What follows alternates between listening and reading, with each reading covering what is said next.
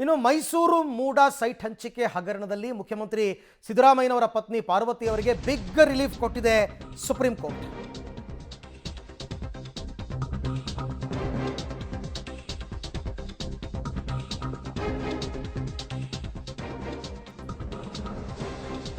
Actually ಹೈಕೋರ್ಟೇ big relief ಕೊಟ್ಟಿತ್ತು. ಅದೇ ಆದೇಶವನ್ನು ಸುಪ್ರೀಂ ಕೋರ್ಟ್ ಎತ್ತ ಹಿಡಿದಿದೆ. ಜೊತೆಗೆ ಇಡಿಗೆ ಚಾಟಿ ಬೀಸಿದೆ.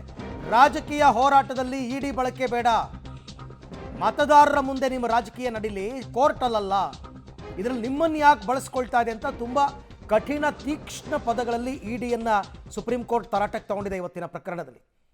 ಜೊತೆಗೆ ಈ ಮೂಡಾ ಪ್ರಕರಣದಲ್ಲಿ ಮುಖ್ಯಮಂತ್ರಿ ಸಿದ್ದರಾಮಯ್ಯನವರ ಪತ್ನಿಗೆ ರಿಲೀಫ್ ಕೊಟ್ಟಿದೆ. ಅವರ ಮೇಲಿನ ಪ್ರಕರಣ ರದ್ದಾಗಿದೆ. ಹೈಕೋರ್ಟೇ ಆದೇಶ ಕೊಟ್ಟಿತ್ತು. ಹೈಕೋರ್ಟ್ ಆದೇಶವನ್ನು ಸುಪ್ರೀಂ ಕೋರ್ಟ್ ಎತ್ತಿ ಹಿಡಿದಿದೆ. ಅದರ ಜೊತೆಗೆ ಇಡಿಗೆ ತರಾಟೆಗೆ ತಗೊಂಡಿದೆ. ಮೂಡಾ ಪ್ರಕರಣದಲ್ಲಿ ಮುಖ್ಯಮಂತ್ರಿ ಪತ್ನಿಗೆ ಬಿಗ್ ರಿಲೀಫ್ ಕೊಟ್ಟಿದೆ. ಇಡಿ ವಿಚಾರಣೆಯನ್ನು ರದ್ದುಗೊಳಿಸಿದೆ. ಜೊತೆಗೆ ಇಡಿಗೆ ಸುಪ್ರೀಂ ಕೋರ್ಟ್ ಇವತ್ತು ತರಾಟೆಗೆ ತಗೊಂಡಿದೆ. ಕೆಲವೊಂದು ಅಬ್ಸರ್ವೇಷನ್ಸ್ ಮಾಡಿತ್ತು ಸುಪ್ರೀಂ ಕೋರ್ಟ್. ರಾಜಕೀಯ ಹೋರಾಟದಲ್ಲಿ ಇಡಿ ಬಳಕೆ ಬೇಡ ಅಂತ. ಈ ಬಗ್ಗೆ ಮತ್ತಷ್ಟು ಮಾಹಿತಿ ನನ್ನ ಕೊಲೀಗ್ ಶಬೀರ್ ಅವರಿಂದ ಪಡ್ಕೊಳ್ಳೋಣ. ಶಬೀರ್, ಒಂದು ಕಡೆ ಮುಖ್ಯಮಂತ್ರಿ ಪತ್ನಿಗೆ ಬಿಗ್ ರಿಲೀಫ್, ಜೊತೆಗೆ ಇಡಿಯನ್ನ ತೀಕ್ಷ್ಣ ಪದಗಳಲ್ಲಿ ತರಾಟೆಗೆ ತಗೊಂಡಿರ್ತಕ್ಕಂಥದ್ದು. ಸುಪ್ರೀಂ ಕೋರ್ಟ್ ಏನು ಅಭಿಪ್ರಾಯ ವ್ಯಕ್ತಪಡಿಸಿದೆ? ಅರವಿಂದ್, ನೋಡಿ, ಮೂಡಾದಲ್ಲಿ ಹಂಚಿಕೆಯಾಗಿರುವಂಥ ನಿವೇಶನದಲ್ಲಿ ಅಕ್ರಮ ಹಣ ವರ್ಗಾವಣೆ ಆಗಿದೆ ಅನ್ನುವಂಥ ನಿಟ್ಟಿನಲ್ಲಿ ಆರೋಪವನ್ನು ಮಾಡಿ ವಿಚಾರಣೆಗೆ ಹಾಜರಾಗಬೇಕು ಅಂತ ಮುಖ್ಯಮಂತ್ರಿಯ ಪತ್ನಿ ಪಾರ್ವತಿಯವರು ಮತ್ತು ಬೈರತಿ ಸುರೇಶ್ ಅವರಿಗೆ ಸಮನ್ಸನ್ನು ಜಾರಿ ಮಾಡಿತ್ತು.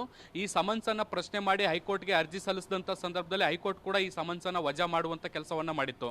ಇದನ್ನು ಪ್ರಶ್ನೆ ಮಾಡಿ ಇಡಿ ಸುಪ್ರೀಂ ಕೋರ್ಟ್ಗೆ ಮೇಲ್ಮನವಿ ಅರ್ಜಿಯನ್ನು ಸಲ್ಲಿಸುವಂಥ ಕೆಲಸವನ್ನು ಮಾಡಿತ್ತು. ಇಲ್ಲಿ ಒಟ್ಟು 2 ಪ್ರಕರಣಗಳ ವಿಚಾರಣೆಗೂ ಕೂಡ ಬಂದಿತ್ತು. ಒಂದು, ಮುಖ್ಯವಾಗಿ ಪ್ರಕರಣ ಏನು ದಾಖಲಾಗಿತ್ತು ಅದನ್ನು ರದ್ದು ಮಾಡಬೇಕು ಮತ್ತು ಸಮನ್ಸನ್ನು ರದ್ದು ಮಾಡಬೇಕು ಅನ್ನುವಂಥ ನಿಟ್ಟಿನಲ್ಲಿ ಮನವಿಯನ್ನು ಮಾಡಿಕೊಳ್ಳಲಾಗಿತ್ತು. ಈ ಒಂದು ಪ್ರಕರಣದ ವಿಚಾರಣೆಯನ್ನು ನಡೆಸಿದಂತಹ ಮುಖ್ಯ ನ್ಯಾಯಮೂರ್ತಿಯಾಗಿರುವಂತಹ BR ಗವಾಯಿ ಅವರು ಇವತ್ತು ಇಡಿಯನ್ನು ಟೀಕೆಗೆ ಒಳಪಡಿಸುವಂಥ ಕೆಲಸವನ್ನು ಕೂಡ ಮಾಡಿದರು.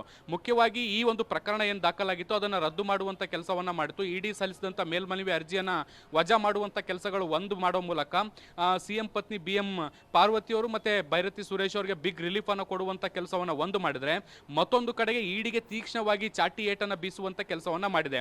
ಇದೊಂದಿಷ್ಟು ರಾಜಕೀಯ ಪ್ರೇರಿತ ಪ್ರಕರಣಗಳಾಗಿರುವಂಥದ್ದು. ಈ ರಾಜಕೀಯ ಪ್ರೇರಿತ ಪ್ರಕರಣಗಳಲ್ಲಿ ಇಡಿಯನ್ನು ಏಕೆ ಬಳಸ್ಕೊಳ್ಳಲಾಗ್ತಿದೆ ಅನ್ನುವಂಥ ನಿಟ್ಟಿನಲ್ಲಿ ಒಂದು ಪ್ರಶ್ನೆಯನ್ನು ಇಟ್ಟಿರುವಂಥದ್ದು.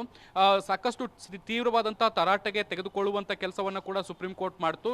ಇಡಿ ಹೀಗೆ ರಾಜಕೀಯಕ್ಕೆ ಬಳಕೆ ಆಗ್ತಾ ಇರುವಂಥದ್ದು ಯಾಕೆ ಅನ್ನುವಂಥ ನಿಟ್ಟಿನಲ್ಲಿ ಪ್ರಶ್ನೆಯನ್ನು ಎತ್ತು. ಮತ್ತೆ ನೀವು ಸುಮ್ಮನಿದ್ದರೆ ಸರಿ ಅಥವಾ ನಾವು ಇನ್ನಷ್ಟು ಮಾತನಾಡಬೇಕಾಗುತ್ತೆ, ಇಡಿಯ ವಿರುದ್ಧ ಚಾಟಿಯನ್ನು ಬೀಸಬೇಕಾಗುತ್ತೆ ಅನ್ನುವಂಥ ನಿಟ್ಟಿನಲ್ಲಿ ಎಚ್ಚರಿಕೆಯನ್ನು ಕೊಟ್ಟರು. ಈ ಸಂದರ್ಭದಲ್ಲಿ ವಿಚಾರಣೆಗೆ ಇಡಿ ಪರ ಭಾಗಿಯಾಗಿದ್ದಂಥ AG VS ರಾಜು ಅವರು ಈ ಒಂದು ಅರ್ಜಿಯನ್ನು ನಾವು ಹಿಂಪಡಿತೀವಿ ಅನ್ನುವಂಥ ನಿಟ್ಟಿನಲ್ಲಿ ಮನವಿಯನ್ನು ಮಾಡಿಕೊಂಡ್ರು. ಹಾಗಾಗಿ ಅರ್ಜಿಯನ್ನು ಹಿಂಪಡಿಲಿಕ್ಕೂ ಕೂಡ ಅವಕಾಶವನ್ನು ಸುಪ್ರೀಂ ಕೋರ್ಟ್ ಮಾಡಿಕೊಡ್ತು. ಒಂದು ವೇಳೆ ಈ ಒಂದು ಅರ್ಜಿಯನ್ನು ಹಿಂಪಡೆದೇ ಇದ್ದಿದ್ರೆ ಸುಪ್ರೀಂ ಕೋರ್ಟ್ ವಜಾ ಮಾಡ್ತಾ ಇತ್ತು. ಹೀಗಾಗಿ ಇಡಿ ಮುಜುಗರದಿಂದ ಪಾರಾಗ್ಲಿಕ್ಕೋಸ್ಕರ ಈ ಒಂದು ಅರ್ಜಿಯನ್ನು ಈಗ ಹಿಂಪಡೆಯುವಂಥ ಕೆಲಸವನ್ನು ಮಾಡಿರುವಂಥದ್ದು.